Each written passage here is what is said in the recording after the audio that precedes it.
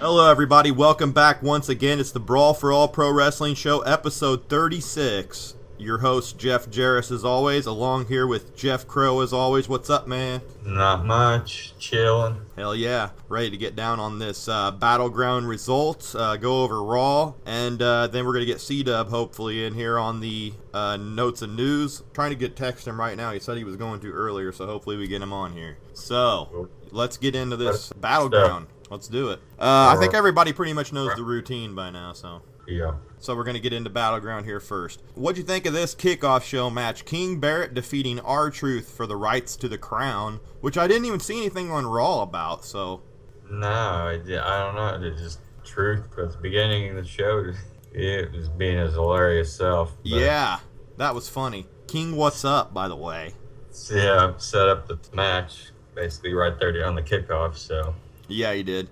Well, Barrett now has the crown for good, I guess. That's what they're saying. So we'll have to see what happens there. I hate the King Barrett gimmick. Yeah, I don't know. Could have been used so much better than what they did. Right. And we've seen R-Truth and him fight so many times now, it was like, whatever. Yeah, I'm glad they put an end to that. Yeah, I was going way too long. R-Truth needs to get some kind of acclaim, though, for how funny he is. I mean, he could be like their next Santino type figure if they'd use him. That's what I was about to say. Is he can actually still wrestle, or Santino is messed up and he couldn't wrestle. So. I wonder what the hell happened to Santino. Is he ever going to do anything with him again? Or I heard he was. Well, he got hurt that time, but yeah, and I don't know if he'd be able to. They said he may be able to wrestle again, but they didn't know for sure. Yeah, he was wanting to, but they didn't know for sure. I remember we reported on that. I'm just haven't heard anything on him for a while. Okay, going on. I don't have nothing else to say on that match. Just a quick kickoff show to get you warmed up. Boy, they had R-Truth come out and rap this time, though, and I hadn't been seeing him rap lately. Yeah, pump up the crowd. Yeah, and he had that little speech about the crown and plunger that he calls a scepter and stuff. That was hilarious, dude. That was the beginning promo. It was St. Louis, by the way, which we were going to go. Yeah, we were going to go, but we ended up not going because of, obviously, we didn't have the money, for one thing. And plus, it was like, I don't know, at first we thought we could get 2 tickets with the veterans deal, but obviously you can only get 1, I'm thinking, so we're going to have to try something else next time. We didn't look into it in time, so. Did have a friend go with her son, so. Yeah. And they were TV, so. It was cool to be able to text her and see what was going on. Shout out to Jamie if she hears this, so. That was awesome. We've seen you on there a few times. Yeah. Her son actually got to touch reins as he was coming down. So. Yeah, she texted me and said that she thought they'd be in the aisle. He's coming down. And when I seen her seats, I was like, that's probably the one he's coming down. So the little kid in the bright green shirt, neon green shirt, we knew that kid. So shout out to them. I don't even know her son's name. Logan. Shout out to him, man. That was cool as hell. We had Sheamus and Orton kicking off the main show. This was surprising because I figured they'd have Sheamus win it due to his having the money in the bank. But no, man. They had Orton go over clean with an RKO right in the middle. 1, 2, 3. Hell of a match, and it was a nice crowd reaction. Yeah, obviously, because Orton was in his hometown. He got one hell of a pop. And I'm pretty sure the Cardinals players were supposed to have been there for that match. Yeah, but they didn't make it in time because the damn game went 17 innings. Yeah. Because I kept saying, man, that game's still going on, dude. My dad kept texting me, and I was like, wow. But they did show up pretty quick after it got Yeah, over. they did, because I was like, game's over now. And then they were there. I'm like, oh, man, there they are. They must have went straight from the game to the arena. So that was cool. Yeah, it was. That was a nice little opening main show match. If you didn't see the kickoff show, you were probably pretty hyped up after that. Yeah. I'd have much rather seen it kick off with that. Yeah. These kickoff shows are becoming ridiculous on the matches. Oh, I know. Like, if you're going to have a match on there, do something decent. Yeah. Then we have the New Day against the Primetime Players for the tag titles. I was surprised again, man. I was like 0 for on the whole pay-per-view, it seemed like, from our predictions. But the Primetime Players retain the titles with that Spinebuster move he does on Big E, Titus. Yeah. That wasn't a great tag match. No, they've had much better. And I don't like the Primetime Players as the tag champs. No, they're just... I'm not fans of them, and it has nothing to do with, like, Darren Young or anything. It's just, I don't care for the team. No, there's just something about them that is kind of boring to watch. Hey, just something to note, though. Did you see Steph said at the ESPYs that Darren Young is gay in real life, but his character is not gay on TV? And do you have, I was just going to note this, do you think they're scared of doing are there something against them having a gay character on TV, or? Because remember, we called it for them that they should start acting like they're ambiguous or whatever that one episode. It'd be funny. Okay. But they just won't do anything like that. Now Vince actually quoted in the past, he said he's not opposed to having something like that, but it needs to be done right and make business sense. Yeah. I don't know. May, if they split them up, possibly. Eventually, I don't know. Will we ever see like a straight Orlando Jordan gimmick in there? I just don't know if they would go that far or not. Now, in the Attitude Era, would have been great. Yeah. You could have really. If you would want to do it, I don't know if you'd want to do it or not. It'd just be against the whole PG deal, in my opinion. I mean, what are you going to do with them? That's not going to be like any kind of sexual innuendos or anything like that. Right. I don't see how you could pull off something like that. I don't think they're scared to do it. It's just like, how do we do it? Yeah, they probably. I mean, we've seen Gold Dust. I mean, he was pretty much that way. I mean, we've seen Rico, guys like that. They were pretty much like ambiguous characters. Adam Rose, even. That you didn't really, you don't know. Like, they could be, and it seems like they're portrayed that way, but they don't really say it. Like, Gold Dust was the biggest one, in my opinion. I mean, people actually thought he was gay, so. Right. And nothing against gay people. I just thought it was an interesting topic, so that we could talk about. But in my opinion, I don't see them doing anything over hardcore like they did with Orlando Jordan and TNA. But you never know. Down the line here, they could let Darren Young run with it. Just be flamboyant. I mean, yeah, if he wants to do it, I mean. You know, some of the biggest attractions have been flamboyant guys, though. So, I mean, they should let them run with it. Really, I don't got no problem with it. I think it'd be funny. Yeah. Okay, so going on from that, just a little interesting note. Primetime players retain. I really hope New Day gets the titles back, because in my opinion, they're just fading out without them. I know. Lost all their momentum. Oh, they were going crazy for them there on the kickoff show, though, we forgot to say, and, you know, the crowd got the clap going and everything, and then they had them come out. Like, I guess they were listening to the crowd, like, get out there. Yeah. Hype them up.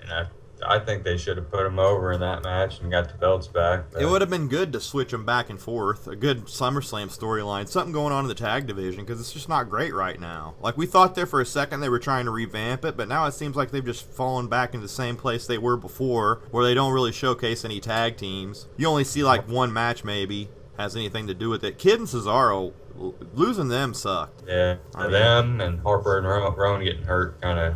Yeah, I just think that Kid and Cesaro were like the catalysts for that, man. Like, little surge they had there that we were like, man, tag team's getting good again. They were. Them and New Day had some great matches. New Day can work. It's just like you got to get a team they can work against, and you just can't put Titus out there and expect them to be able to carry Kofi Kingston or anything like that. Right. It's not going to work. What'd you think about this next match? Reigns against Wyatt, which this is where they got to see him come right by him and everything, our friends. But we had Wyatt win with help from Luke Harper. He attacked him from the outside, and then Reigns got the Sister Abigail. But we had a return of the Wyatt family. What you think of that?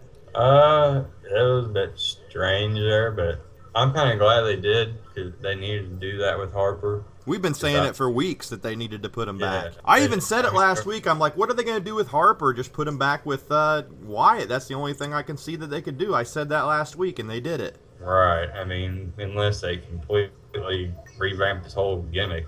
Yeah, that's not going to happen. That can't happen, because he is who he is. Like, right. That's his character even when he was like Big Rig Brody Lee before he came on the end. If you go back and watch him on the Independents, he was dressed the same way.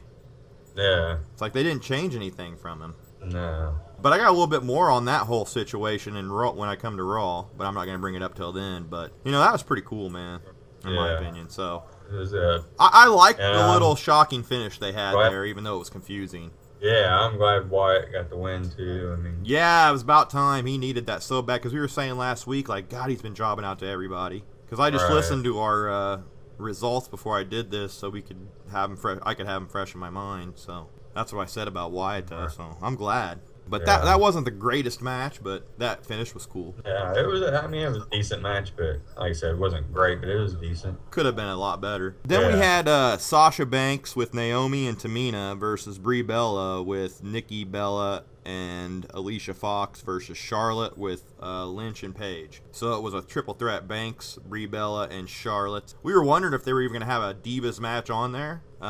Charlotte ended up getting the win with the figure 8 leg lock, which is a really cool move that she pulled off at Raw. So Charlotte got the win. That was a big win for Charlotte, with Brie Bella being in there, the veteran, and Sasha Banks being the NXT champion. You know, that makes it look good for her. Right. How about Sunny's little quote on the Divas? She says that Sasha and Becky are butta-faces, and that Charlotte, she can wrestle, like questioning her wrestling ability. Now, in my opinion, I don't see how Sunny can question anybody's wrestling ability. No.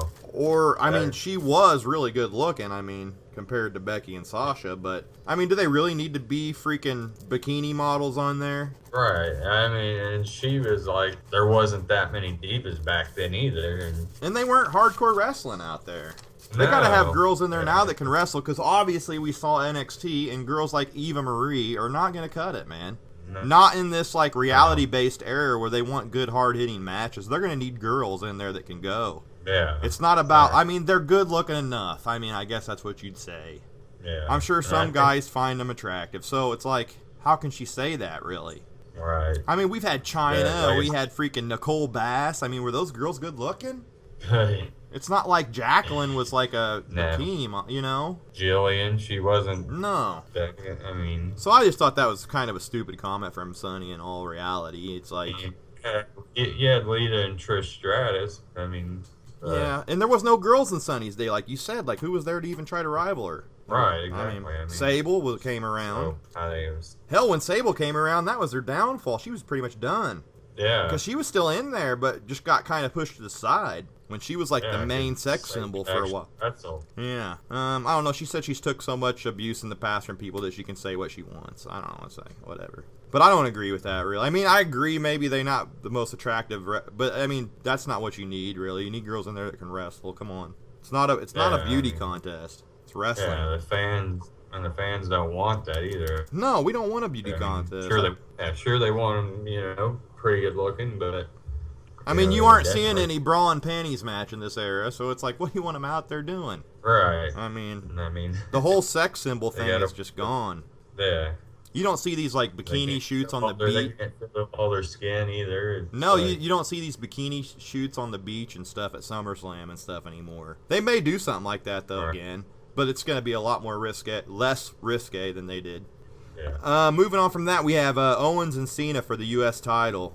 Cena retains it, getting the STF, actually making Owens pass out. I was shocked at this, that they didn't give Owens the belt. I really wasn't. I did say last week, though, that they really want to take it from Cena having all those good matches, which I could see him keeping it on him for that reason, but what they did the next night, I just don't get it. So no. We might as well just mention it now that Owens... He's pretty much been pushed down to the lower mid-card, or upper mid-card, reportedly, which I think is ridiculous. I mean, he's catching on so much and selling so much merchandise. And they said that a backstage power struggle, you know, between Kevin Dunn and some people, and Kevin Dunn has spoken on NXT negatively in the past, and he's become the biggest detractor when it comes to the Owens situation. They don't see him on the same level as like a Cena, Orton, or Rollins. I mean, what's your take on that? In my opinion, he's getting over like $1 million. I mean, keep going with the guy. Just look at the matches he's had with Cena. I mean, and then matches with everyone, but the merchandise too. That's the most exposure he's had with Cena, but go ahead. Oh, I was just saying, every match he's had, I mean, it has been pretty damn good, and especially the Cena matches where he's got more exposure. What they kind of reported is that those matches with Cena were set up for Owens to fail, and I guess he did so good that he proved him wrong. So now it's just a big old cluster, like you said. Like, it's just weird. Like, what are they going to do, drop him down now after that prolific feud and those great matches? How can you do that? It's going to make him work harder, probably. He's probably hell, man. He's probably going to try to show some people up. Well, getting over like $1 million, like I said, and that freaking T-shirt's been selling. I'm like, what? You can't see this, Kevin Dunn? I mean, what the hell? Yeah. Get him out there and use him. Like I said, it's not a beauty contest. He's got a gut. You know, he doesn't look like a typical WWE superstar, but who cares? Yeah. Who cares? The fans are going to let him know. Did Dusty Rhodes look like a typical wrestler? Hell no. No. And he's one of the biggest superstars that ever lived. I mean, come on now, man. I mean, there's a lot of guys Ric Flair, he didn't look like a great superstar. And just to say this, I mean, I pretty much think that's their problem is his look. Yeah. I mean, Flair was in good shape, but he never looked No, he never had the best body. He even says that himself. Yeah. I mean, I've seen... Cardio is out of this world. Right. I've seen him say himself he never had a good build. You know, like, that was one of his low points. I mean, I don't know. I just don't see Owens just being pushed down now. I mean, I guess they're keeping him up there with the feud they threw him in, but still. Yeah. You can't throw him from that badass, I don't know, 3 matches in a row like that, and then he's going to be pushed down. So it just don't make any sense. No. So we'll see what they do. I'm just questioning what they're doing there. We'll see who wins the power struggle backstage. Right. Kevin Dunn hopefully doesn't. Yeah. Okay, so for the next spot, we had Miz come out dissing old Ryback and, said he was faking that injury and everything. And all of a sudden, here comes old Big Show. They didn't have a match like I called, but Big Show comes out and just straight up KO'd Miz, man. Just one punch. I mean, it was a funny spot, really, dude. Yeah. And then he just walked out, so... I guess they had to do something there with that whole deal. Yeah, they had to fill a little time there. Ryback's got to go as the IC champ. Yeah. I just don't think he can carry the ball with that, man. I just don't think he can do it. He's already proved that he can't do it with getting injured already. And it's like, geez, dude. Yeah, he's still injury prone. And you get that big, you're gonna be injury prone getting that big. I just don't think he's got the personality for that kind of a spot either. No, I mean... He gets into the crowd with the feed me more and stuff, but he can't cut a good promo and stuff. It's like, he's just like, it's Ryback. Right. You don't, like, get pumped when he comes out there like, oh, this is the next stud, you know, like... Same thing with Sheamus, too. I don't know, they're almost in the same spot to me, Ryback and Sheamus. Like, they could drop them any time. I mean, they're good, but they're not great. They've got flaws, big time. Yeah. That's all I'm saying. I just think Ryback needs to drop that belt. Then we had the main event, man, which was pretty cool. We had Lesnar versus Rollins for the WWE title. Well, here's what happened. The lights went out, and then the gong hit. And it was Taker just standing there in the ring, the return of the Undertaker. And as the lights came back on, he attacked Brock. He blocked an F5 attempt, and then he hit Brock with a choke slam and a tombstone piledriver. And then Taker acted like he was going to walk out, and then he walked back in and tombstoned him one more time. But he struck his classic pose, and then he walked out of the ramp down and did the old salute to the crowd, and then the show went off the air. So... We've got kick to the balls. He did kick Lesnar in the nuts. Oh yeah, he did kick Lesnar in the nuts too, which, you know, it was weird because he kind of heeled. The way he worked was like a heel, but they don't want him to be a heel. I think they're really trying to face him out. Right. I think Cdub's got a little bit of a deal on that he wanted to say if he gets on here, but in my opinion, I don't think they were ever going to try to heel him out. No, and if they were, he noticed the crowd, so he may have, stopped that. How could they ever heel him out? Like, against Brock, he's going to be the face every time. Right. Like, people like to boo Brock. I don't know why. And he makes a good heel, I guess. Unless he's facing Rollins. Yeah, against Rollins, anybody's a face. Yeah. I mean, you could put it... Which, that's good on Rollins for being a good heel. Yeah, he's such a good heel that he turned Brock face. Like. Yeah. And Rollins retained it, no contest. So... We got no finish between Rollins and Lesnar. He just completely disappeared. Yeah, so here's the things I noted. They didn't give any payoff for the whole Rollins-Lesnar feud. Undertaker wasn't really necessary because he didn't even make a difference in the match or anything. It was just like, come down there, beat Brock up, and leave, and then there's the end of the show. No return from Rollins to get even a capitalization or anything. It was weird. And then Owens, he's not on Cena's level anymore, too. So that's 3 negatives I brought out of this pay-per-view. So the 3 things that I just mentioned, I mean, do you agree with that? Like, no payoff for Rollins and Lesnar, and then Undertaker really not necessary for that. And he could have been booked a lot differently if he was going to be used. And then Owens just being done on Cena's level after that. It's just like, what the hell? He tapped out and had nothing to say the next night. Yeah. Like I said, with the Owens-Cena, I really think they should have had him just pass out if they were going to have Cena win, like they did to Stone Cold and Bret Hart. But then they had Rusev do that to Cena, but I guess they could have still done it. Yeah. But yeah, I mean, something different than that. And have a finish up to the story. Make him tap out. Right. I mean, they had him look like a complete badass, and then he taps out. I mean, come on. Probably a Kevin Dunn call. Fuck. Probably. Let's have him tap out. Not a big Kevin Dunn fan. No. At all. After all that. No.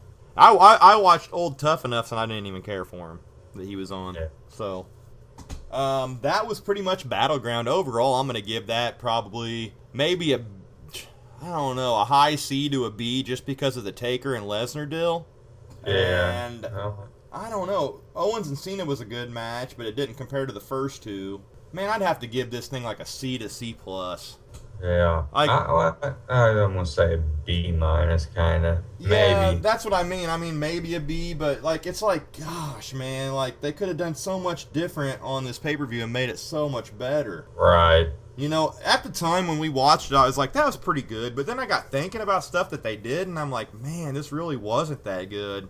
Matches were good for the most part, but the booking was terrible. It didn't put us to sleep, let's just say that. Yeah, it was just like we said, like the booking wasn't good. No, like the outcomes of the matches and just taking everything in a whole different direction from that. As you'll see on Raw, everything's changed. Like we said, the storylines just completely just disintegrated pretty much. And it's like, what's going on with Owens now? Yeah. And what's going on with Rollins and Brock? We're not going to get a payoff for all that time that they had a feud going, like, and all that stuff. They beat him down and everything, and they're not going to do anything? He destroyed that car and stuff for nothing? Like, I think they just, for some reason, got in too big of a rush to get Taker back. I don't know. Yeah, it's like, we got to end this now. We got Taker coming back. Yeah. And it's just like, there was such a rushed ending to the story of Rollins and Lesnar. I was liking the story being told there, and they just kind of just ended it. Yeah, I mean... With Rollins being a coward, like always, and just taking off. I don't know what the hell that was about. Why wouldn't he stick around and capitalize on the pin? Yeah, beat him down more or something. Because there never was a bell, man. I was like, they didn't even tell you disqualification, nothing. It's just like, it's over. Ref was gone and everything. Yeah, because we were waiting for something, and I'm like, wait a minute, it's over. Yeah. It was weird. It was weird. So for that ending, ref, no Raw. So maybe a B minus. Yeah. But I cannot agree with that kind of booking that they did in that show. It was like, what the hell? Yeah.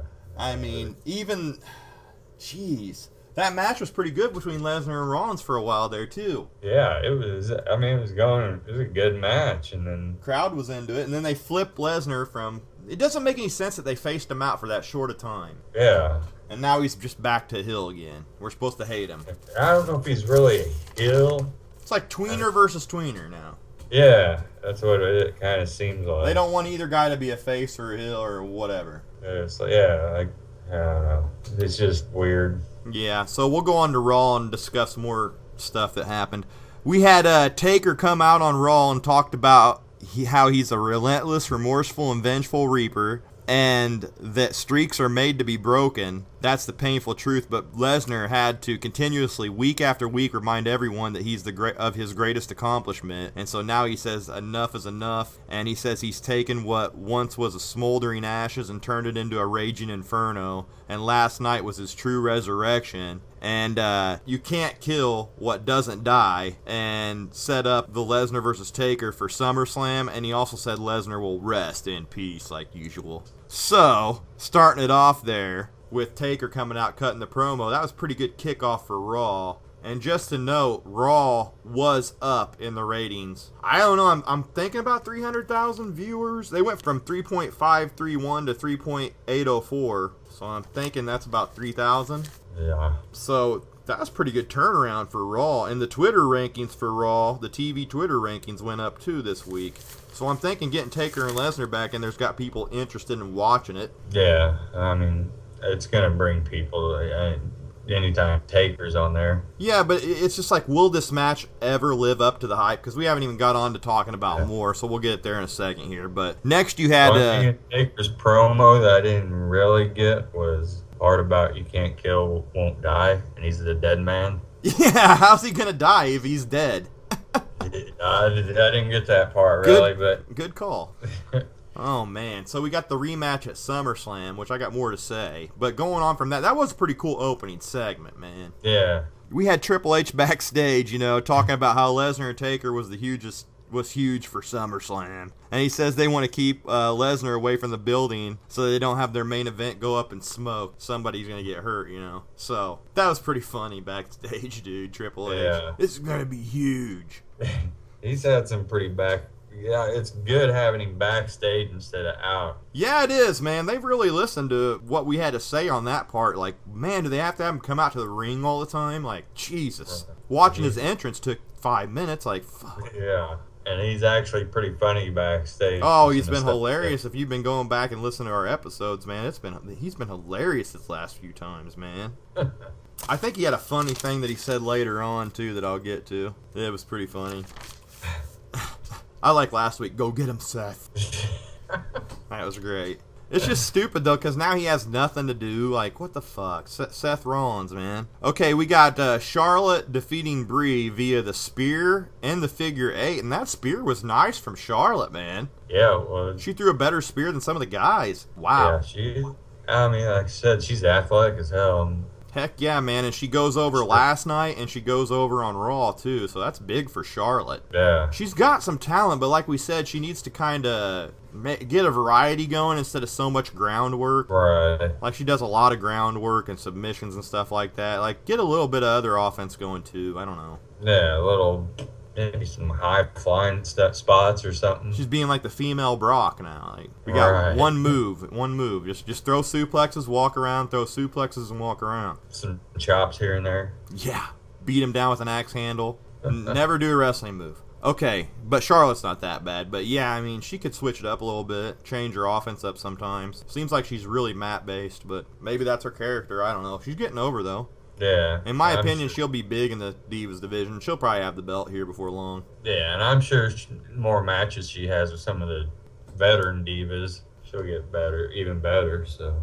Yeah, man, I agree with you right there. Definitely. She's definitely just going to keep getting better. Yeah. So, Charlotte. Enough said about her. Backstage, Triple H shown talking with Heyman on the phone and tell him to keep Brock away because he doesn't want his main event to be destroyed. Triple H continued to yell at Heyman and told him just don't show up and grow a set and keep him away from the building. Yeah, told him to grow a set.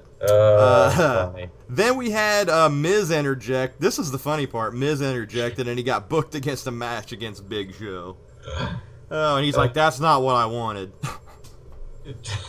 Oh, man. Go back and watch that because I was funny, too. Yeah. But that whole yelling match with Heyman on the phone was funny. Grow a set. Keep him away from the building.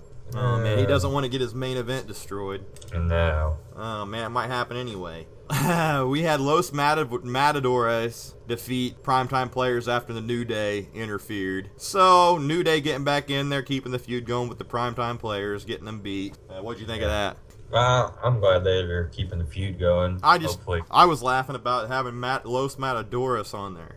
Yeah. Like, man. I don't know about that. I figured they were jobbing, but obviously I was wrong. Yeah. Los Jabadores. Yeah, they gotta win. We had yeah. You out there?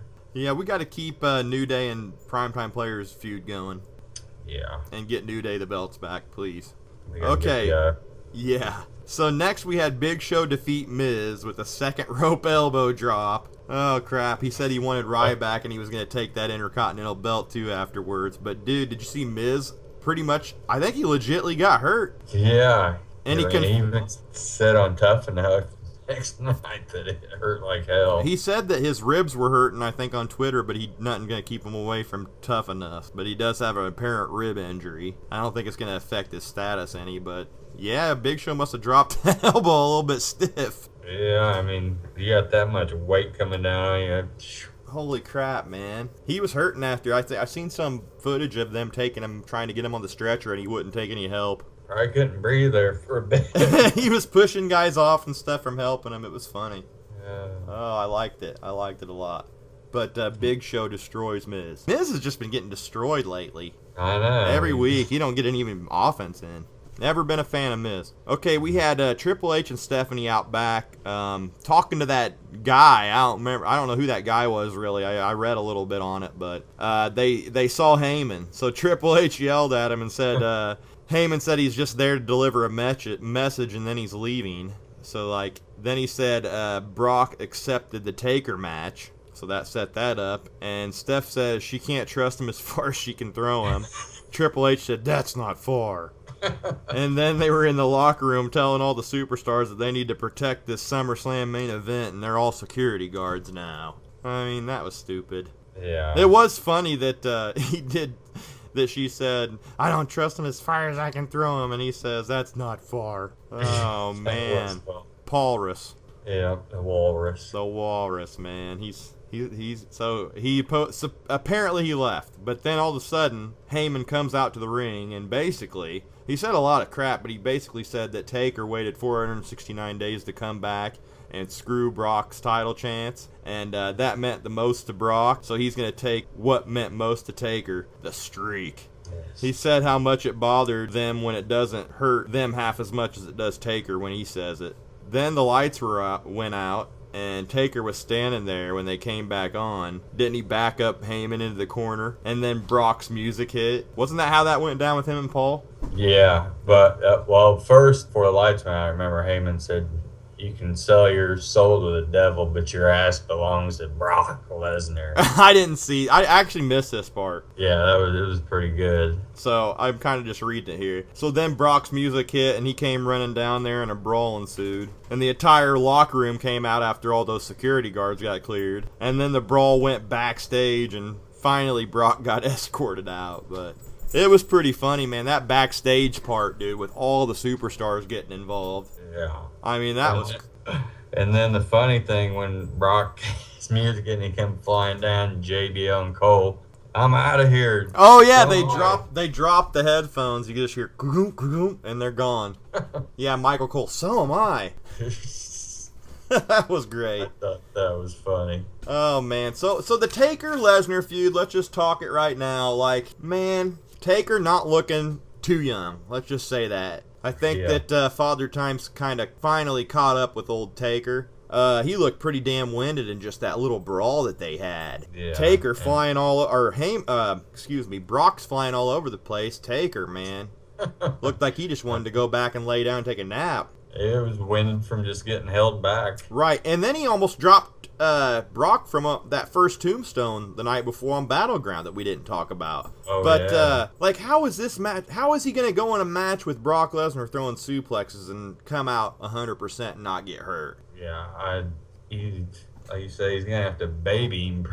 Yeah, he's so fragile looking, that Taker is. And like you said, he looks like he's wearing some kind of back brace, some kind of knee brace, like trying to just prop himself up out there. Yeah. I mean, it's held together. It's like he did good cosmetically, but man, his cardio and stuff and it's just getting bad. I know. Like I said, I think he's just doing too much power lifting to get some size back and look good, but he's got to get some cardio, man. Man, if they really try to have a real match, it's going to be a train wreck, in my opinion, for Taker. Yeah. I hate to see it almost, but I mean, I like Undertaker and everything, but man, you got to call what you see. And like I said at Mania, I didn't think you looked great at Mania against Bray, but man, he looks real bad now. Like I said, I think he's just they're gonna have to like basically a brawl, basically. I wonder what they think about him. I wonder if they're like thinking the same thing we are. Like, this guy's gonna get hurt. It's not gonna end well, man.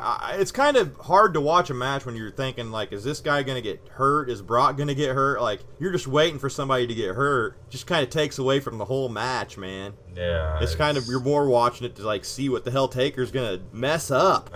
Yeah. Like, I don't know, man. Maybe he'll surprise us. I don't know. Maybe he'll get in a lot better shape. I don't know how much better shape he can get in that short of time. They threw this feud together so quick, and I don't think they thought it over at all. I think they thought Taker was great condition, like he was saying. But obviously, that's not the case, man. I just don't know. This was so rushed. It's kind of a disaster, in my opinion, the whole booking. It's like, it was cool, and it boosted ratings, because that was the highest rated segment, I think, was the whole segment here where they got in the fight. Segment was great, but Taker just a shell of himself, man. Yeah. How he can go out there and take, 29 suplexes like these other guys do, it's not going to happen. Either Brock's going to have to wrestle differently and kind of carry him, and you're going to have to treat him like baby him, Yeah. Or Taker is better than what we think. I don't know. We're going to have to see this. I can't wait to see it, really, just because I just want to see how Taker performs. Right. In my opinion, if you ruin Taker now, it's just going to ruin his drawing power for Mania. So yeah. They should have really thought about that before they exposed him. If he gets injured, it's going to be really bad. Yeah, man, I'm just almost betting he gets injured in this match. Yeah, we'll have to see, though. We'll see, though. We'd be wrong. We never know. We're wrong sometimes, but still, I mean, just what I see right now, I don't see that being no 5-star match for sure. No. It's not going to be what people think. It's not going to be two guys out there just destroying each other because Taker's incapable of doing that, in my opinion. I don't know, a 20-30 minute match for him would be hard. Right. You got a lot of walking around. Yeah, they both do a lot of walking around, though. It's like, how are they going to have a match? Like, real methodical. Like, Lesnar's still quick, but he still isn't what he once was. No, I mean, I think he could be. Yeah, it just doesn't, he don't work out his legs. No. Like we said, his legs look so skinny. Agile as hell. He jumped right over that damn guardrail. Oh, man, was that this week or the week before? That was the week. Oh, yeah, we talked about that, man. That was incredible, that jump, dude. Yeah. Man. Rollins just jumped right over it. He leaped it like a hurdle, man. Yeah. So, that's going to be interesting to see. And then they went backstage. Stephanie and Triple H were in the back. She asked Triple H if Brock was arrested, and he said no, it just took him to cool off. Rollins came in saying, that was the craziest thing I've ever seen. And he asked if they were gone, and Triple H said yeah. Rollins claimed good because he had a lot to tell him, and that if they were there, he may have lost his temper. And he said that wouldn't have been good for anybody. He said he was going to go out and address the WWE Universe. Triple H said, okay. And as he was walking off, Triple H just shaking his head. Oh, jeez. Just treating Rollins like a joke, really. Hopefully they set up a match between them two. I don't know. Oh, man. No, it wouldn't have been good for anybody if old Seth lost his temper. That was great. Yeah. Brock and Taker, even Taker in this condition would probably kill him in real life. Yeah. One punch, probably. He is playing a good heel, though, I have to say that. He is, but, like, how can you take Rollins seriously as some guy that's going to kick your ass? That ain't going to happen. He's kind of the guy that everybody thinks they can beat up, you know? But, yeah, I read something Jim Ross said when we go over the news and notes that kind of it goes back to this, so. Okay, cool. But, yeah, I mean, some of the best heels in the past were the guys that you just, like, you know, Buddy Roberts on the Freebirds and stuff, were just these little guys that looked like you could kick their ass, but they played great heels. Right. So. And I might as well say what Ross said about that. Yeah. He said he said Rollins is a good heel because he's vulnerable. I have not heard that, but that's exactly what I'm thinking. Yeah, like, you know, he can be beat any night by anybody. It looks like guys in the crowd can beat him up. Right. So it makes him a great heel, man. Yeah. So, I don't know. He is a great heel. But WWE champion, man, I think the run needs to end, man. Yeah. I don't like him as the title holder. No, they need to pass it off to somebody else. But what they're doing here in a couple segments, we'll get on to, I don't like that either, so right. We'll get on to that. Going on from that, we had Reigns versus Harper with Wyatt. Ambrose was at ringside too. Did he come on down there, or was he in Reigns' corner? I think he was in Reigns' corner, I think. Okay, I missed this one too. It ended in a disqualification, and a fight broke out, and Reigns and Ambrose ended up getting the best of them. That's what happened. But a cool thing on this one is I've heard a little bit of rumbling about some reports that maybe Sting could get involved in this feud by the end. They don't want to actually throw Sting in there right now because they're trying to make it a surprise. But everybody was thinking he was going to show up on Raw, but they didn't do it. But I guess they might want to do either Reigns and Sting against Harper and Wyatt, or bring in another Wyatt family member and put Sting, Reigns, and Ambrose against Harper, Wyatt, and the other member for a 6-man. Yeah. I just don't know who you'd bring in for the other Wyatt member. We said possibly Baron Corbin, but somebody like that, but I don't think he's ready. I'm not sure who they could bring in. Yeah, what guy could they actually make a member of the Wyatt family? And, you know, Reigns and Ambrose, that's fine, but throwing Sting in a match like that, it's kind of like an afterthought match. Yeah. Put him in something more high profile than that. A singles match against somebody, build up a good feud between them. Like we said, they should have put Sting against Rollins. Yeah. I mean, even if Rollins beat him, that would only, you know, help Rollins out in the long run. I mean, it wouldn't make Sting look bad getting beat by the champ. And if they had Sting win, too, that'd be a big rub for Rollins to come back and win the belt back at Mania or something. Yeah, and like we said, Sting could have the belt. in his one title run there in WWE. Yeah, and as we saw against Triple H, he obviously can go better than Taker. I mean, yeah, and like we said, it'd help his Hall of Fame. Yeah, it would. I think I heard He's definitely gonna get in, but it would look much better if he actually held the WWE title. Yeah, it would. They need to have some more matches with him, too, in there and have a little run, not just like a couple matches here and there. Right. I'd like to see him kind of stick around after this for a while. Yeah. Be on Raw and stuff. Because, I mean, we've got him on Raw, but not in the kind of capacity that I want him. No. I want him on there actually getting involved in storylines and stuff, not just playing mind games and shit. Right. Like he did with Triple H. But we'll probably get onto that here in a second when Cdub gets on, because he is getting on. He texted me. So, next we had Team Bad, is what they're called. Naomi and Sasha Banks with Tamina. So they're called Team Bad. I can't remember what it stands for. It stands for something. I just can't remember. And they took on Paige and Becky Lynch with Charlotte. Team Bella was at ringside at the announce table. They actually talked about having 2 women's matches on the night, which was kind of impressive, man. Yeah. And you weren't even like, oh, man, another Divas match. No, I mean... Because you got these girls in there that... You got some good divas in there now that can wrestle. Right. Team Bad ended up getting the win on this. I think Sasha Banks picked up the win. But, you know, keeping that going with all 3 teams is kind of cool, man. They could do something at SummerSlam pretty good with that, in my opinion. I don't know what yet. I haven't really thought about it. But they could pull off something cool having those 3-woman factions going on. And I kind of like that Team Bad.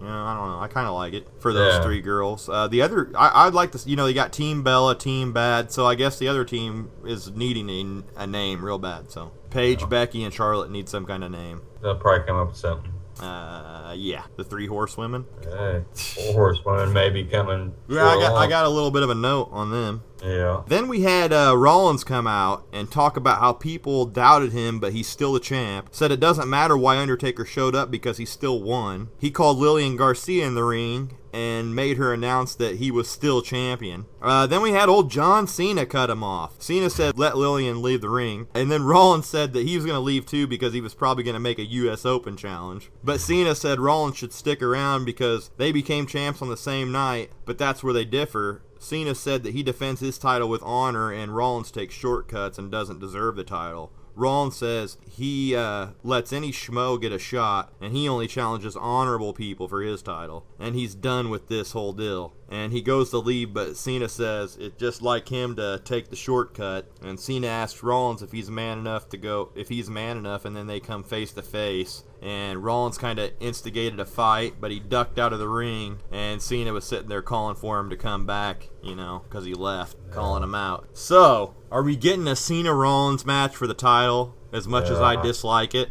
I'm hoping not, but... It seemed like that's what they set up, a title-for-title match. Right. God, I really don't want to see Cena with the belt again, man. No. Anybody but him. Fine with the U.S. belt and having the open challenges. Right. I mean, if anybody should have took it, it should have been Owens. Right. But it's just getting kind of... Man, it's ridiculous when they don't have anybody else to step up but Cena and Brock Lesnar and guys like that. Like, you can't put anybody in there to try to get a push. Maybe they are because of the matches he's been having. I don't know. How weird is it, though, that the Rollins and Brock feud is just done? Yeah, that after Brock wanted to kill him, basically. Kevin Owens had nothing to say. Yeah. Either. Which was really weird, man. Really weird booking. I don't... Man, if they do Cena and Rollins, that's horrible in my opinion. Yeah. It's like you're just putting them in there to put them in there. Because you got nobody else. Yeah, I mean... Yeah, you know they would have a great match, but it just kind of... It seems like a desperate move. Pointless, I think. Yeah. I don't know. It's a desperate move. It's like, who are we going to put against Rollins? Oh, we'll put Cena against him. Yeah. Like, we always got Cena. But, I mean, there's so many good guys that they could push up. Right. Cesaro, Orton. I mean, give somebody else a shot for a while. Yeah. I mean, Orton had his feud with Rollins, but really not for no belt or anything. No, they had a hell of a match. That kind of ended too. Yeah, and they had a hell of a match at Mania. I mean, why not Orton? I mean, come on. Please, anybody but Cena in the title hunt. Yeah, keep him with the U.S. belt until somebody worthy can take it. Right, because that U.S. Open was really good in my opinion. Yeah. So, I don't know why they would end that whole U.S. Open Challenge thing now, especially since they kept the belt on him. You think that would be a reason why, because of all those great matches. But it seems now they just did it to piss off Owens practically, so get him out of the picture. Move him just to be a regular guy. Is my question. I don't know, because now Owens just seems like another regular guy the way they booked him. Yeah. So backstage, I had enough on that. Backstage, Renee Young and Lana interviewed. Oh, Renee Young interviewed Lana and said that she said Dolph is waiting to be medically cleared to return. So, like we said, he's doing that movie. He should be back in 4 weeks or something. Summer Rae walked up dressed like Lana and taunted Lana on how good that she was looking. Rusev showed up and says he's prepared for his match, which I knew nothing about this match at the end. But Lana looks tired.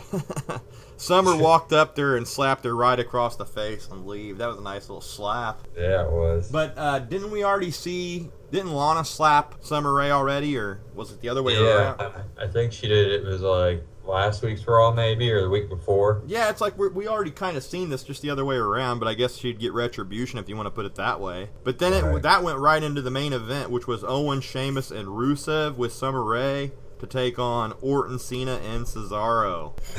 We had Sheamus actually leave after Owens got into it. Him and Owens got into it, and he laid Owens out, and he took off. And then we had Owens leave after him and Rusev got into it, and he laid Rusev out with a kick, and he left Rusev all alone, and Rusev ended up getting AA'd after that distraction caused by Lana, who was catfighting with Summer Rae over on the side. We've seen that catfight thing already, too, so that was nothing shocking. And then he got hit with a big swing, and then he put it into a slingshot, and Orton kind of RKO'd him off the slingshot. It was a pretty cool move there at the end. But other than that, it was like, what in the hell was up with that main event? Yeah, I know. That sucked. Yeah, it did. It was just, there was no point at all to that whole thing. It was just... Let's throw these 6 guys together because we got nothing better to do. Yeah, if you're trying to... our big spot earlier with Taker and Lesnar. So. It's like, let's just... I mean, we don't even need the ratings now. Let's just end it off with the worst match possible we can think of. Well, let's get Sheamus involved in this. Let's get Rusev in there. He's boring, too. Let's put him in there. It's like, God, man. Why would you even... Basically, let's throw the rest of the top stars kind of basically in match. So it started a little feud there with Owens and Cesaro and Rusev, though, and they had him actually come back on SmackDown tonight and lay out Cesaro. Rusev didn't get involved. I think there's some reports on Owens and Cesaro going at it at SummerSlam and possibly getting Rusev involved, but I don't know if they were going to get Rusev involved or not. But in my opinion, they should leave it Owens and Cesaro because these guys will steal the show. Yeah, guaranteed, exactly. Man. That match, if they have that and they book it, that's the match I cannot wait to see, man. Oh, I know. Both of them can pull off all kinds of moves. We may have... They're both innovative. I mean, they come up with some crazy moves. Yeah, and I think we even said in a past episode that those guys would have a hell of a match. Yeah. So I really want to see that, man. Just leave Rusev out of it and put him in something else. In my opinion, I don't want to see the triple threat. I just want to see that one-on-one match. I don't know if they want him to steal the show though, so they might throw Rusev in there. That doesn't mean they can't steal the show still, though. Yeah. I mean, Rusev can work pretty good, too. I mean, so he could be involved in a good way if they keep it pretty much one-on-one the whole match, like they try to do usually. Right. Even though it's a triple threat, they try to, lay one guy out so they can just, go one-on-one. It's hard for 3 guys to do a bunch of work together. Yeah. So it's got to be done that way. Leave Rusev out until Ziggs get back. That'd be a good idea, too, man. Let Rusev and Ziggler have their feud continue right before SummerSlam, because I don't know, he might be out by SummerSlam, though. I don't know how long he's been out right now, Ziggler. I think this is only the 2nd week. Yeah. Is it? I think he should be back in time. Or was it last week that he got injured? Yeah, it's only been a week or 2, but... Well, we reported the 4 week. They did that, storyline injury for the movie that he's shooting for 4 weeks, so... I don't know when... So I have to get the time. He'll be back time, but it'll be kind of a rush thing. It won't be really rushed, because it'll just be picking back up. Yeah, he'll be back in time, I'm thinking, so they should do that, and definitely put Rusev against him and have Cesaro and Owens just have their deal. Yeah, because Rusev and Ziggler would have an awesome match, too, I think. Right. Okay, man. Well, that was Raw. It was pretty good for the Brock and Taker segments, just like the pay-per-view, but other than that, in that main event, man, that was pretty shitty. Yeah. So, I don't know. I give it an average for the Raw. Yeah. And now we are going to get, straight out of Tennessee, Cdub online. So let me call him here real quick. Right. Should be hitting up here. Ultimate Phil. Dun, dun, dun. Ultimate Phil. It's the Ultimate Warrior and Phil Collins. He's back. Okay, we got Cdub here, straight out of Tennessee. What's up, man? Straight out of Compton, Tennessee, boy. Brat, brat. Okay, from Chronochord Media, by the way.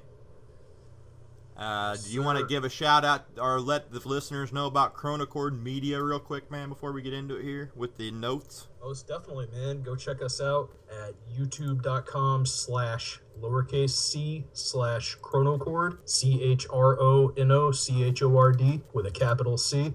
We just now, like 5 minutes ago, put out a greatest 5 tag teams in WWE history countdown video. So definitely go check that out. Sweet. Well, I'll definitely look at that after the show. Most definitely. And you guys can check us out also at chronochord.com on SoundCloud. You can check out our original instrumental music. And yeah, you can stalk us on Twitter if you'd like, at Chronochord. And on Instagram, if you want to send me pictures of your boobs, assuming that you're not a guy with hairy tits, and that you are indeed a female, you can go ahead and send all those booby pictures on over to Instagram. Anything below the belt goes too, right? Well, I mean, I'm gonna have to put in some more strict requirements. Yeah, because you don't want Mickey James sending one. I'm not thinking Arby's. Yeah. All right, so glad that you ain't getting any Arby's. Make sure you put that as a listing, though, man. That no Arby's, please. Yes, no roast beef. Special. We got the meat. Yes. Okay, man. Well, right before we got into the notes here, I just wanted to get your take on the pay-per-view. What do you think of it overall?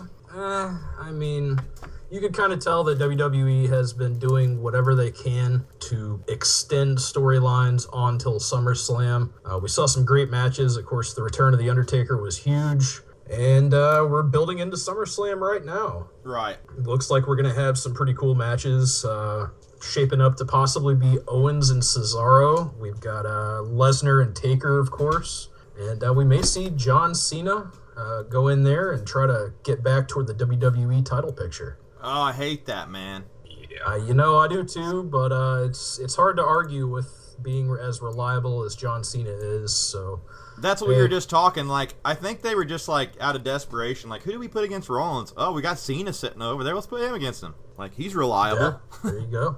I think that's what they did. And man. Exactly. Like I said, he's had some hell matches all year. So yeah, man. Like, how can you take him out of having really good matches like that? I mean, there's no way. That's why I thought it was a good move keeping the U.S. belt on him. But I kind of wanted to keep that run going. I could care less than being the WWE title picture. I agree. I think it was time to give somebody else a shot up there. Yeah, I mean, it's looking like we may see the title come off of Rollins sometime soon. I mean, it's been kind of... It's been, in my opinion, a bad run. Yeah, I mean, I was going to say stagnant and boring, but it's not. It's just downright bad, like you said. I mean, I'm sure there's some Seth Rollins fans out there who would disagree, but to me, this whole main event since WrestleMania and Seth Rollins got the title has just reeked of doo-doo. I don't know what Steven thinks, Steven Lane, but he was a Rollins fan. I need to get his opinion on what he thinks of that run. I've never really talked to him Bring since your that. ass out of hiding, Steven. Come on the damn show, son. If that guy could ever get out of work, yeah. I understand if he's got to work every night. Man. Swig a beer for the working man. Right. So, I mean, overall, we gave it like a C, B minus just because of the Taker-Lesnar thing for the pay-per-view. Yeah, I mean, I would have to say as far as a letter grade, I'd give it, yeah, like you said, B, maybe a C+, somewhere in there. It was average, acceptable. I did enjoy the Owens and Cena match. I thought that was pretty good, but nothing really blew me away there. Also, I wanted to get your opinion on the whole Taker-Lesnar feud. Like, we were saying, man, it'll be a miracle if Taker can go in there and fight Lesnar in his style of match and not get hurt. Also, he's going to get exposed before Mania. He's getting exposed before Mania, man, because he is not himself anymore. He's such a shell of himself. He's really slow. I don't really trust him on his moves. I'm kind of waiting for him to do something. It's really bad, man. I don't know how they're going to pull this off or what they were thinking. I don't know, man. The last time we saw Taker and Brock in the ring, it was not pretty. I'm sure Undertaker and Brock have had quite a few conversations about Brock not really going in there and being stiff, throwing hard punches in unsafe places. I'm sure they won't be taking any risks. Of course, this is only SummerSlam. It's not really the same caliber of event as like a WrestleMania. But I have a feeling that this is going to lead to more in the future out of this storyline from Taker and Lesnar. Yeah, if he can make it out of there. Taker and Lesnar at WrestleMania. If he can make it out of there. If he's not exposed for being old at SummerSlam and ruins his whole drawing power by the time he gets to Mania, nobody cares. I mean, he better pull out a good match or something, because it's going to be bad if he doesn't. I don't know what they're going to do, man. I just don't know what they're going to do there. I just feel like Brock's going to just destroy him if they have an actual... we said Brock's going to have to pretty much baby him. And that's kind of what you're saying, too. Like, you got to baby him. He's fragile. He's fragile, man. I'm telling you, he's not the same. Like I said, I think it'd be more of a... just kind of like a brawl type of deal. Yeah, but like we were saying, though, he got winded. He got winded just doing that Brawl on Raw, if you look at it. Like, he was dying after that. I don't know, man. It just seems like Taker just doesn't seem like a good opponent for Brock at this point in his career. Yeah, I'm definitely still not quite 100% sold, but there's no denying this is going to be a big marquee matchup. It's going to draw money for SummerSlam. It's going to draw money. Oh yeah. Man. Maybe they should have held off till Mania on it, because I don't like him to get exposed for being slow and old right before Mania. It's not good in my opinion. No, like I said, maybe we'll be surprised. I don't know. He just has. He has such a lack. It's like he worked real hard on his cosmetic look, and he didn't work real hard on like cardio and stuff. Like, I don't know what it was. I don't know. Well, we'll have to see. Did you notice? He was wearing, like Jeff said, he's wearing like a back brace too. Yeah, I did notice that. He's wearing a back brace under the top of his singlet, propping himself up, man. Yep, that's strangely reminiscent of Andre the Giant toward the end of his run, wearing a back brace under his top. You're right, dude. Wow, man. Wow. Two guys who a lot of parallels have been drawn to. You're right. Between the two of them. Because Taker's just really, age has caught up with him, I think. He's still an attraction, though, and he's still cool to see, but just the match quality itself, I don't see being great, man. And I don't know if they should have done that right before Mania like that. Like, I don't know. Especially against Brock. But we'll see how the match goes. I don't know. Go ahead. I was going to say, I don't know, man. I think I would have put Lesnar with somebody even like Rollins one more time, who we never got any payoff on. We never got any payoff on that storyline, by the way. No, the damn bell never even rang. Exactly. The match is going on technically still. It's still going. I was hoping that we would see Lesnar program with somebody like Rollins again, who can take Lesnar's hard-hitting offense and flip out of those suplexes and do crazy stuff. Somebody who's probably, 20, 30 years younger than The Undertaker? Yeah. But nevertheless, WWE is counting on Taker one more time in his first appearance at other than, of course, Battleground. This will be his first appearance at a SummerSlam in quite some time. I don't know. It's just hard to take him serious, like, even in a match against Brock. It's like, wow. Really? We'll have to see how he looks leading up to it. Yeah. But, like, really, in all reality, in real life, there's no way. I mean, which it is wrestling, it's not real life, but people do kind of look at it that way sometimes. Most definitely. Anyway, though, just to get your opinion on that. TNA, here's the news and notes. TNA reportedly done with Destination America, September. They're going to look for a new home on US TV, I guess they're claiming to everybody. And also, they are cutting most of the talent's monthly guarantees, man. Likely a handful of top drawing talents and more important players will retain their contracts going forward, but a lot of them are going to be losing those guaranteed contracts. Man, that's a bad deal for TNA, in my opinion. Any kind of comments on that? Yeah, man, I did I seen Cdub. I was going to say that you did cover that on that video I saw. Yeah, I covered it on Chronochord shortly. TNA, look. If you're a TNA fan, I'm sorry, but they have no fucking hope whatsoever as long as Dixie Carter is the one that's running the show. And losing their TV deal is fine. They did recently tape enough TV tapings to go beyond them losing their TV deal, and the tapings weren't good. There wasn't any big marquee matches or anything we haven't seen before. Right. I'm telling you, by this time next year, TNA is going to be completely gone, if not sooner.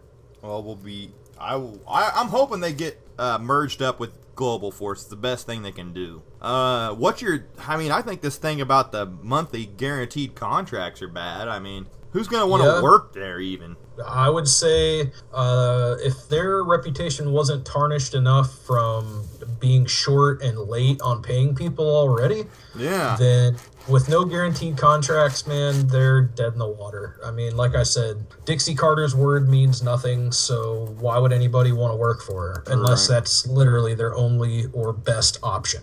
Well, on a good note, they did announce that they did a new deal with this company to enhance their TV and live event production. So, yeah, did you catch the name of that? No, what was it called? Company? Glad you got Audience of One. Ooh, that's probably what they're going to be down to here in a few. That's really ironic. Yes, absolutely. Because I think that's about what they got watching them right now, right? I'm pretty sure, yeah. I think they got a handful right now. Yep. Still clinging on to that TNA fandom. I don't know. Downhill. Yeah, they went downhill real fast. Oh, yeah. I don't even know what's worth reporting on them anymore. MVP done with TNA. That's another bad blow for him. I guess he tweeted out that he was done and that the Beatdown Clan or whatever, not that they were ever big, but they're done. Yep. Of course, they had that deal with Hernandez that got all screwed up where they told him he could work Global Force, and then they didn't. And then after they announced the Jeff Jarrett coming back to TNA and there being a working relationship of some sort or whatever, they told Hernandez, yeah, okay, you can work that date. And, man, it's just caused a ton of trouble for TNA.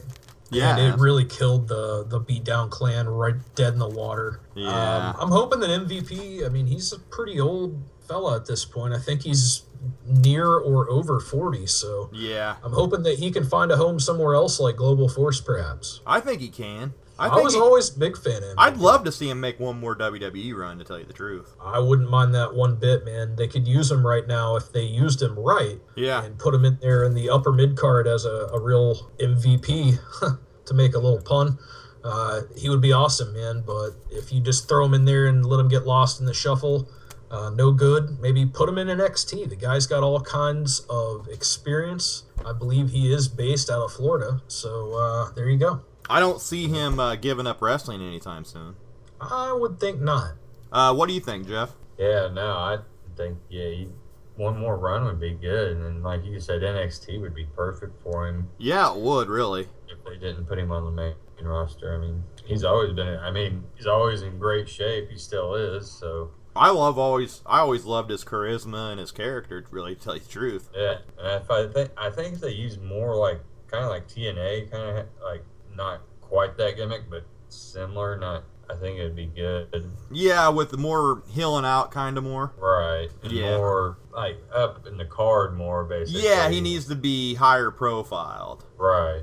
Most definitely. I'm telling you what, Ethan Carter III is good. I like him. He's all right. He's got a good presence and stuff, and I think WWE could use him. I thought he was a lot more entertaining whenever he was Derek Bateman for Chicks in America back in NXT or See, I don't remember seeing that. I never did watch it back then. You probably had a better chance of seeing that because it was down there in Florida. Man, I gotta tell you, those last couple seasons of the NXT TV show. Yeah, see, I did not watch those. Oh, dude, it was so bad. That was some of the worst television WWE has ever produced. Okay, that's probably why I didn't ever watch it. You didn't miss. I mean, you missed some gold, but as far as the wrestling is concerned and the storylines, ugh. Yeah, me and Jeff watched, the first couple seasons, and then we were, done. Yeah. So we were into it for a while, that NXT, which was pretty much a damn Tough Enough if you think about it. Yeah. And speaking of Tough Enough, you heard about how that's pretty much plummeting. I think it's pretty bad, man. I mean, did you guys see that they actually voted your favorite off, Patrick, man? I know. He's done. And, go ahead. Fucking Hulkster. Put him in the bottom 3. That son of a bitch, man. Why would you put the best guy that has the most knowledge and has the best talent out there doing promos and everything else, you're going to cut him? So, sorry, he thought the contest was about pro wrestling, guys. I mean, I don't know what to tell you. Yeah, well, then Hogan tries to say, well, you know, this is a good thing for him. And that, you know, Hogan and Miz actually got in half-ass argument because Miz was like, what the hell are you putting in the bottom 3 for? He's like, you know, what were you thinking? And Hogan's like, well, it'll be good for him, you know. Brother. We'll see him back in here. It'll be good for him, brother. Miz is like, well, yeah, you just screwed him out of $250,000 too. He said that? Yeah. Oh, crap, man. $250,000 in a contract he just basically screwed him out of, so. Good job, Hulk. Good job, Terry. Way to go, Terry. Still holding them down, brother. Mick Foley. Did you see Mick Foley? He called the remaining Toughen Up participants long-term projects, if anything, and he said he's done watching that. Well, I did see that, but to kind of add to that, I haven't watched any of Tough Enough yet. Oh, good thing, except for the casting special where they whittled it down to the final participants. I saw that too. But, you know, every week, you know, I downloaded the app and I was, all right, yeah, I'm going to get into this. Something about it Tuesday night, I just never, ever watch it. It's a bad night.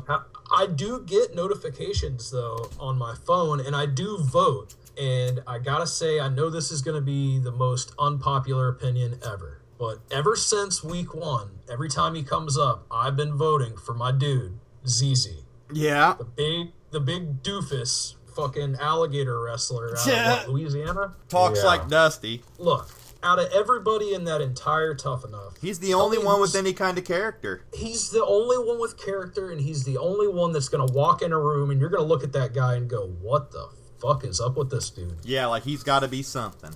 You know what I mean? This guy is something. Exactly. He draws attention. If they don't think he's a wrestler, they think he's something. You know, and that's what wrestling's all about, man. And, you know, people can critique his physique all they want, but, I mean, look at a guy like a Bray Wyatt, like you just mentioned Dusty Rhodes. I could go through and name a ton of wrestlers who didn't have great male supermodel bodies or anything. Hogan said he reminded him of Dusty. That's a decent enough parallel. I think, you know, time will tell as far as how much potential the kid has, but out of most of those people, there were only 1 or 2 that I really liked. Him and the Middle Eastern guy with the little mohawk thing. That guy was a beast, too. The thing about Patrick, though, is he had so much knowledge on the stuff, and how could you cut him off so quick? Like, I don't understand it. But the fans did vote him off, too, after Hogan put him in the bottom 3. But people just didn't like his attitude. But he took it good. Like he said, he was like, well, he goes, the good thing about it is, you know, got all that exposure. People hate me that much, so, you know, I'm getting a reaction. So, dude, I guarantee he'll end up in the developmental. Yeah, I have a feeling just about everybody from that show who shows some promise is going to end up with some kind of performance center invite. Exactly. That or a career elsewhere. Exactly. They're getting plenty of experience and exposure. He really didn't need to win the contest because, yeah, he's got that exposure now. People know who he is. Hey, no worries. All the people who lose and WWE doesn't take them, TNA can go scoop them up for, like 10 cents a match and maybe like pack on. I think they'll give you a burrito afterwards. That's what you get. Yeah. Dixie buys burritos. No, she buys a pizza and everybody gets a slice. Dixie makes chili dogs. We got pizza coming. Hi, y'all. We got some chili dogs, baby. Oh, shit, man. Okay, so Tough Enough, pretty shitty. Dead in the water, in my opinion. Oh, ZZ might keep it going here. Yeah. I'm rooting for you, ZZ, if you're out there listening, good brother. That big guy, man, I tell you what, he seems like he's got a little bit of passion for it, I guess. I don't know. I don't know his whole story. Jeff, what do you think? What do you think of ZZ? The Egyptian. No, ZZ. Yeah, I like ZZ. You think he's got a little bit of passion for the business, or? Yeah, I think he's getting more, too. Yeah. And, yeah, Patrick basically, I mean, and they all, when he got voted off, were kind of shocked, too. And they were all talking about how he pretty much helped a lot of them. Right. By, showing them, some video and some good videos, like promos, stuff like that. Right. So they could learn. Right. Well, I just got to see what happens with Tough Enough here. I guess, the USA Network isn't pleased with it, so. We'll see if he's got the passion. Yeah, we have to see if ZZ can bring it through. Yep. We're rooting for you, ZZ. You got Brawl for All's vote. Most deaf. Edge to star in an episode of The Flash as a villain. What do you guys think of that? I saw that. He's going to be Adam Smasher. Adam Smasher. And that's all full of funny. He was Adam Copeland, Adam Smasher? Yeah, it's a good thing they didn't try to make new supervillain Sexton Hardcastle. Yeah, I was going to say, Sexton Hardcastle, man. What One was of the he all-time great pro wrestling Wait a names. minute. He could have went by Darren Stryker, Ooh, which was his good one. jobber gimmick in WCW for 2 matches, man. Go back and check it out on YouTube if you haven't seen old Darren Stryker in action. And then go back and watch Kevin Sullivan double stomp the shit out of his stomach. Yeah. And of course Dusty Rhodes with the all-time great call. Ooh, he stomped him right in the belly welly. Oh, the belly welly. He got him right in the belly welly, y'all, baby. Oh, man, god damn, here comes Oz, baby. We got the beautiful Oz coming out now, baby. Fucking Oz, man. Anyway, anytime I think of Dusty, I don't know why I think of Oz every time. I think it's just because Nash gave him shit for coming up with the gimmick, so. Congratulations to Edge, though. Yeah, hey, congrats, Edge. I hope he does good. I mean, I've never seen that one movie that he did. Did he do any good? He was. I remember him being in one of the Highlander movies back in like the early 2000s. One of the bad Highlander sequels. Yeah, and of course he's been on that other show on Sci-Fi here for quite a while. I'm still. Hey, by the way, I'm still waiting for you to send that Highlander, buddy.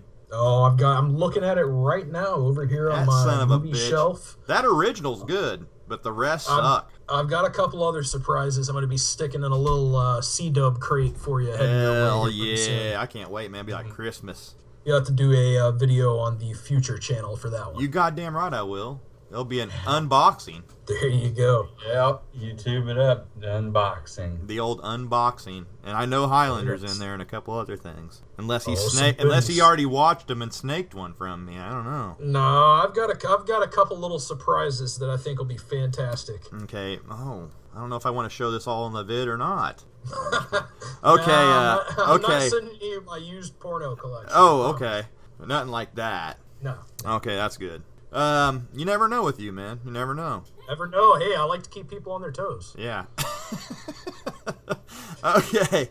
On from that, well, I think we already know about Taker and the rumors for SummerSlam, but did you guys hear about the rumors for, well, they're not rumors for SummerSlam anymore now, they're legit. But have you heard about the rumor for 32 that they were claiming that he might take on Owens? Now, Owens has been moved down to the upper mid-card, so I don't see how that's even possible now, but I had to say it. You know, as soon as that came out of your mouth, man, I thought about booking the storyline. You could put, Kevin Owens as a prize fighter, and despite the fact that the streak's already been broken, it's still a pretty valuable prize to beat The Undertaker at WrestleMania. It's one of those things that there's only one person who's done it. There's been quite a bit of WWE champions and other champions and other achievements, King of the Ring, Royal Rumble, but nothing compares to the ultimate prize of defeating the Undertaker at WrestleMania. I could see that storyline playing out pretty well, and I would have to guess that Taker is as sold as the rest of us on Kevin Owens. Yeah, but did you hear about Owens getting shoved to the upper mid-card now, and they don't think he's on the level of Cena and Orton and guys like that? I would have to disagree with that, but I mean, I do see why it would be a good move strategically.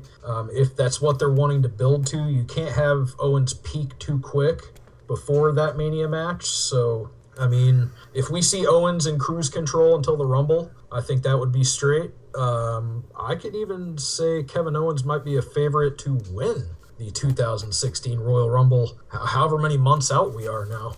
Yeah, and speaking of the Royal Rumble, now that you're on it, going straight to another note that I have, Daniel Bryan actually said that he wanted to be back by SummerSlam, and he's actually cleared from doctors outside the WWE. Thanks for Cdub for bringing this up to me. But now he's shooting for the Rumble. Yep. Because he doesn't look like he's going to be back by SummerSlam. So saying WWE won't clear him. Yeah, and that's right. And concussion, he said, and that's not his neck. I think it's a correction. I think last week we reported the false report that he was supposedly going to give it up, retire. But I don't know. I don't remember if we reported that he said otherwise or not. I don't know. But if I did, I'm going to make the correction that he is not retiring. He said that was a false ad.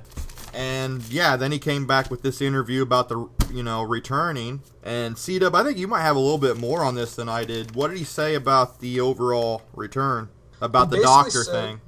He basically said that, with concussions and ever since the CM Punk lawsuit and all the other medically related lawsuits from former employees, WWE is being extra cautious right now with clearing people to wrestle. And Brian Danielson expressed every intent that he could, that he wants to come back. He intends on coming back, but it's just a matter of when and when he gets cleared.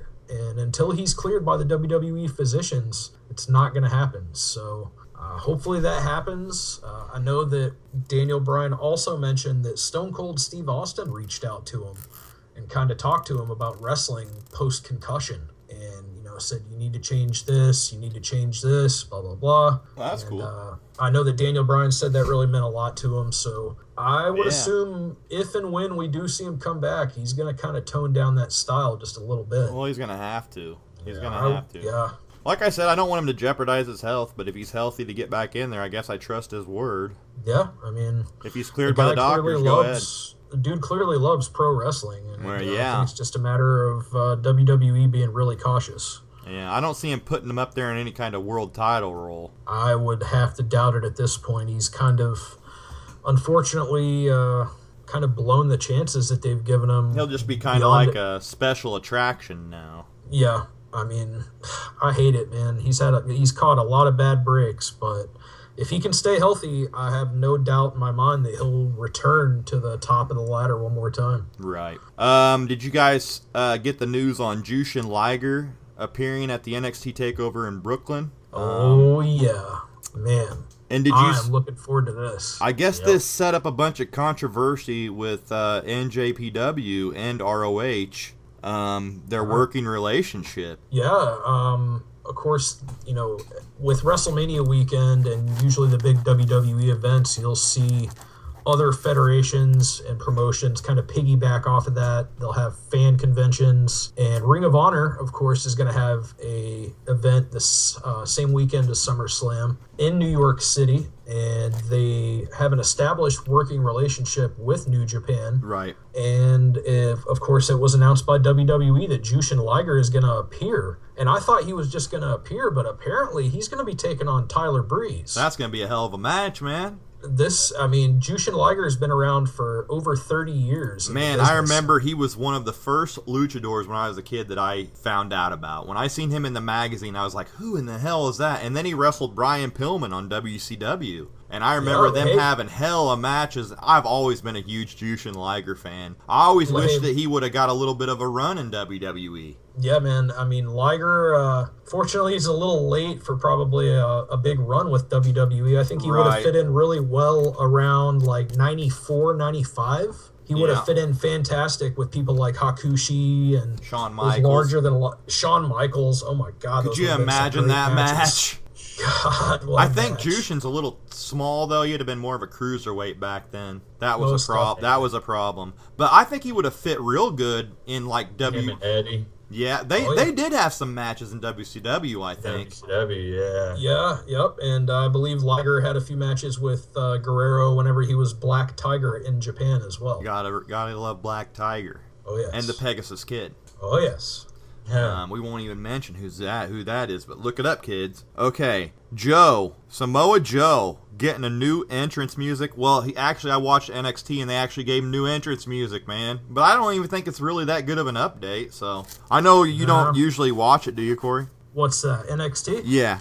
Oh yeah. Okay. Yeah. It's Steven that don't watch it. Yeah, man, I definitely watch NXT. It's not always live, but I always make sure to watch it weekly. Another little, just to kind of piggyback off of that quickly. Yeah. I heard a report that my old buddy Jesse Sorensen is going to be doing an appearance, doing some enhancement talent work in NXT soon. Oh, that's sweet. He made some tapings?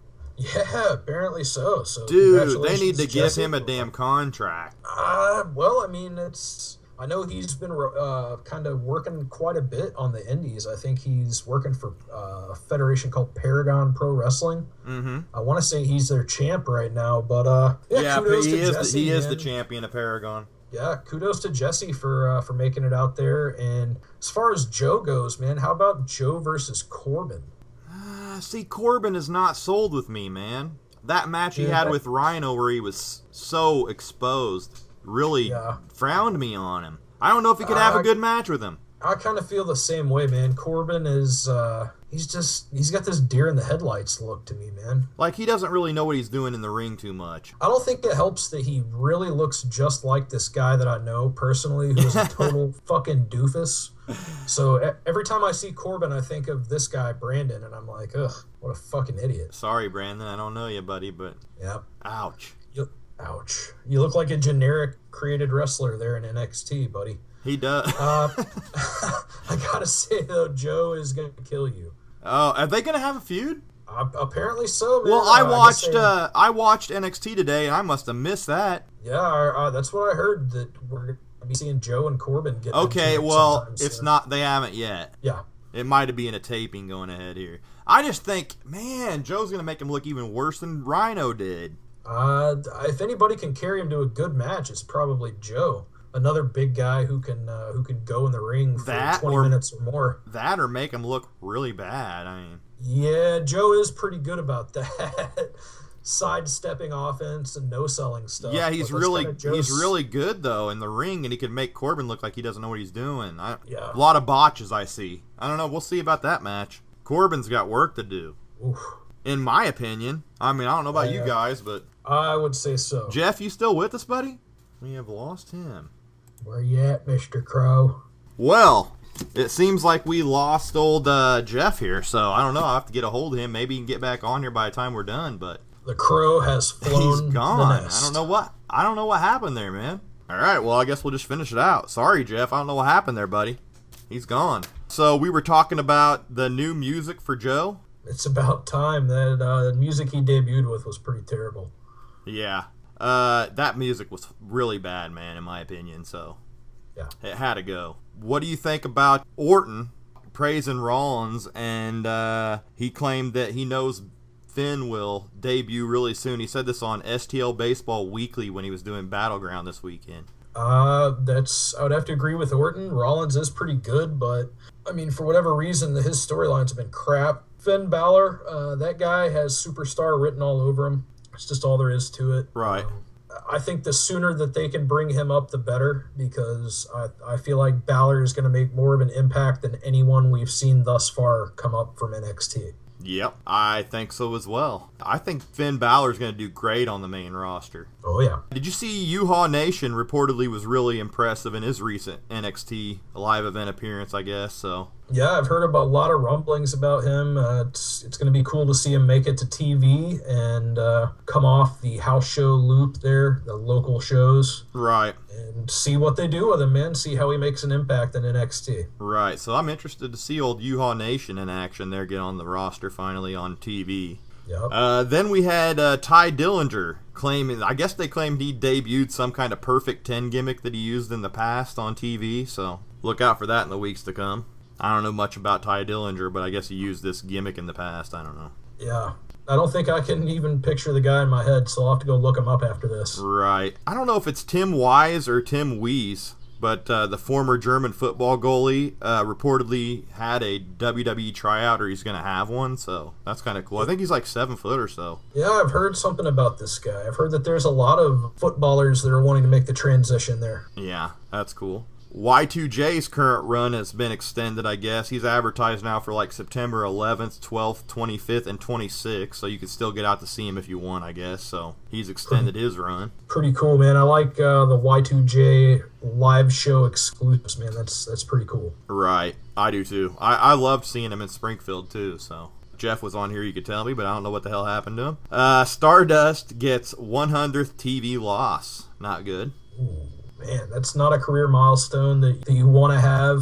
It's time for Cody Rhodes, Stardust, to really get off the schneid for the 2015.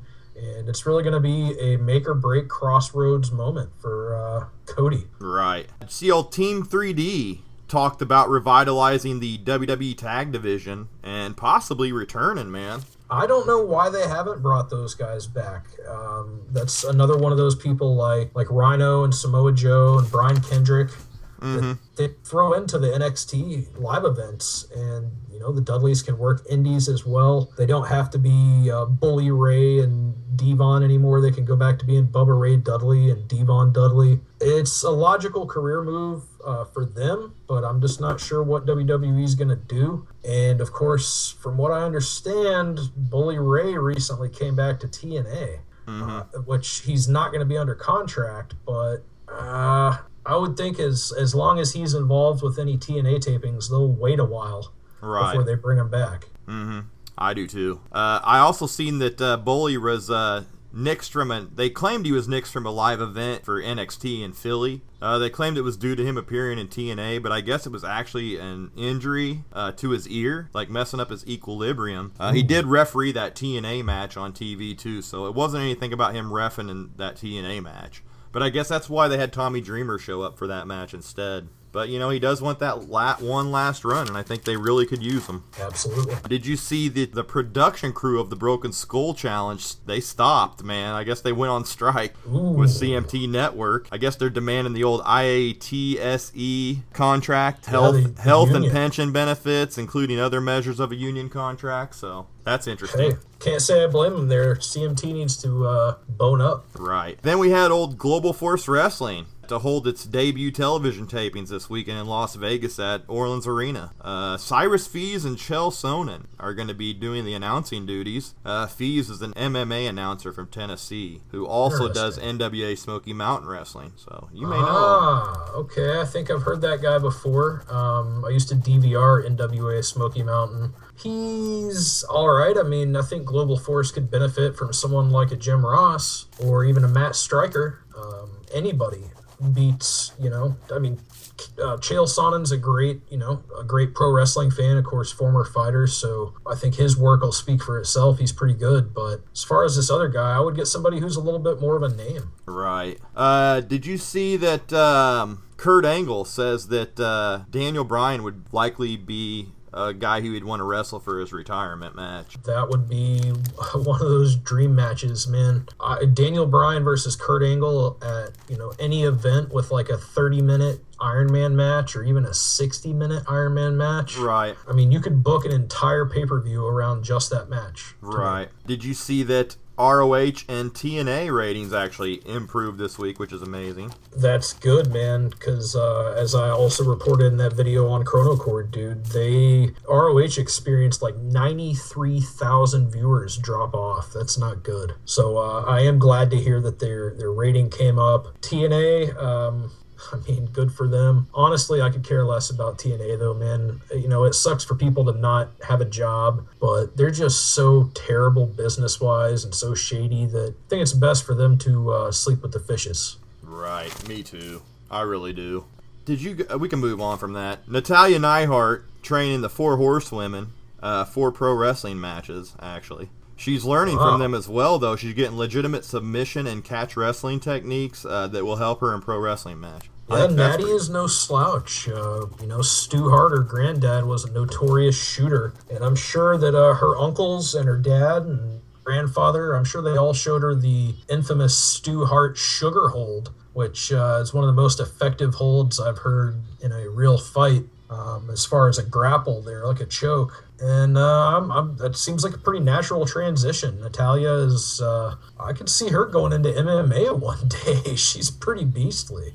Right. Did you see WWE to announce that the Hell in the Cell will be in Los Angeles this year? So that's coming to LA. I did not, but that'll be cool. I'm wondering if they're going to continue with the Hell in a Cell pay-per-view or if it'll be another network exclusive like the Elimination Chamber. I don't know. I think it's going to be the pay-per-view is what I read. So Kurt Angle actually was rushed to the hospital following those complications from surgery. I seen you reported this, but last week I did not report that he was rushed to the hospital, but he's doing good now, I'm thinking. Yeah, he apparently lost feeling in his extremities and passed out. Was rushed to the hospital, and they found fluid around his spine and the site of where his tumor was removed, the benign tumor. and he had to have a second surgery to remove the fluid. He's apparently doing well. He missed some appearances over in the UK and a couple of others that I read about, but hopefully Kurt Angle is going to be on the mend and back to 100% full health really, really soon. Yep, I think that that'd be good to see Angle back in action. Yeah.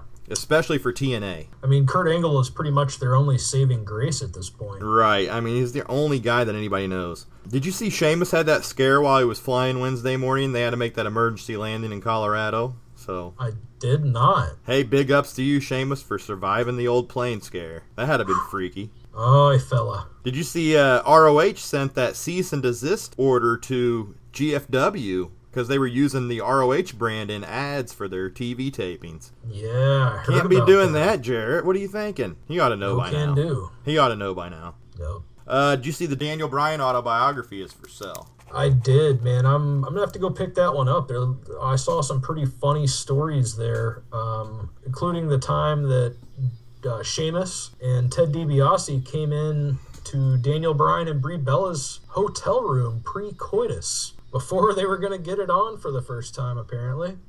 And another story, which this one I'm going to go into a little bit of depth about. Apparently, Daniel Bryan tells a story about Ezekiel Jackson being on a plane. And this is when, I think it was around the time of WrestleMania 26, so it was quite a while ago. But he apparently came on the plane and was like, which one of you rookies has this has the aisle seat? And apparently demanded that Daniel Bryan give up his seat. And Daniel Bryan said, no, I'm not going to give up my seat. And apparently William Regal stood up and gave Mr. Jackson a right thrashing. Really? Yeah, stood up and basically said, this guy's like a son to me, and he has more talent in his little finger than you do in your entire body, I believe was the quote that I read.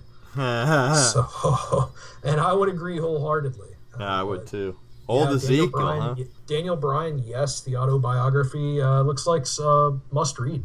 That's awesome, man. Yeah, pick that up for sure if you're a Daniel Bryan fan. The last, actually, well, one more little thing. If you want to go to Great Khali's wrestling school, Continental Wrestling Entertainment, he has one in India. So if you want to get trained by Great Khali, he has a wrestling school. I think that was my phone actually ringing. I think the Great Khali just called, and I believe he has offered me a fair bargain. If I will give him 12 goats and 3 mules and a couple of cows, he's going to allow me full tuition to his school in India, and I'm going to learn how to work like somebody who has had his knees fused together completely. And hopefully I'll learn how to walk like he does, and maybe I'll grow to be 7'10" or whatever the fuck he is. Oh man, the old Great Khali. That's what I want to do, is get trained by him. Yeah, he's had so many epic matches and stuff. Yeah, I like Khali from